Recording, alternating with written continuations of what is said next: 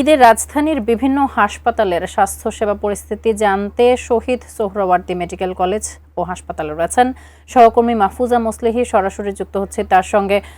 মোসলেহি, ঈদের এই সময়টাতে আসলে অনেক কর্মী চিকিৎসক তারা ছুটিতে চলে যান, বিধায় হাসপাতালের অবস্থা সেরকমভাবে আসলে তোড়জোড়টা থাকে না। চিকিৎসা সেবার মান নিয়ে অনেক কথাবার্তা হয়, চিকিৎসক পাওয়া যায় না, এই নিয়ে অনেক অভিযোগ রোগীদের থাকে। কি অবস্থা সব মিলিয়ে এই মুহূর্তে জানতে চাই। আমি কিন্তু এবারের ঈদে বলতে পারি সব মিলে স্বাস্থ্যসেবার যে পরিস্থিতি সেটি কিন্তু সন্তোষজনক।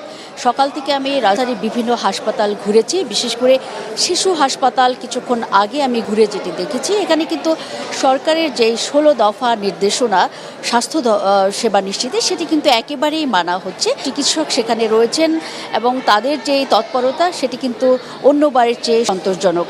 ঠিক একইভাবে কিন্তু এই মুহূর্তে আমি যেখানে আছি আপনি দেখতেই পাচ্ছেন যে সরকারি সোহরাওয়ার্দী মেডিকেল কলেজ যেই ওয়ার্ডগুলো, এখানে পুরুষ এবং নারী ওয়ার্ড দুটোই রয়েছে।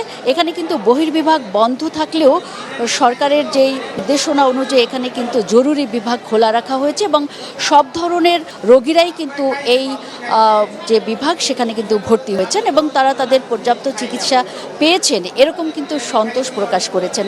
অ্যান্টিব্যাকটেরিয়াল অ্যাডিটিভ যুক্ত সেরা ওয়াটার ট্যাঙ্ক বিশুদ্ধ পানিতে ব্যাকটেরিয়া জন্মাতে দেয় না। আমি তথ্য কেন্দ্র থেকে যেটি জেনেছি যে গত 24 ঘন্টায় অর্থাৎ সকাল 8টা থেকে আজ সকাল 8টা পর্যন্ত কিন্তু সোহরাওয়ার্দী হসপিটালে কিন্তু 416 জন চিকিৎসা সেবা নিয়েছে এবং এর মধ্যে 94 জন কিন্তু ভর্তি হয়েছেন।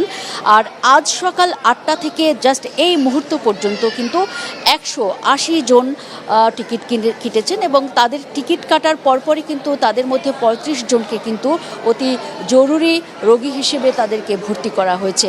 আমরা লক্ষ্য করেছি সরকারের যে নির্দেশনা ছিল সেই অনুযায়ী কিন্তু এখানের ডক্টরস রুম যেটি আছে সেখানে কিন্তু পর্যাপ্ত ডাক্তার এখানে রয়েছে, পর্যাপ্ত নার্স রয়েছে। চিকিৎসা সেবা দেওয়ার পাশাপাশি যেসব অন্যান্য অনুষঙ্গ থাকে সেগুলো, বিশেষ করে যেসব যন্ত্রপাতি তৎপর থাকার কথা ছিল বা এখানে যেসব সচল রাখার কথা ছিল যন্ত্রপাতি, সেগুলো কিন্তু সচল রাখা হয়েছে। অপারেশন থিয়েটারে কিন্তু অপারেশন চলছে নানান জটিল রোগের, এমনকি গাইনি যেই ওয়ার্ড রয়েছে সেখানেও কিন্তু অপারেশন চলছে।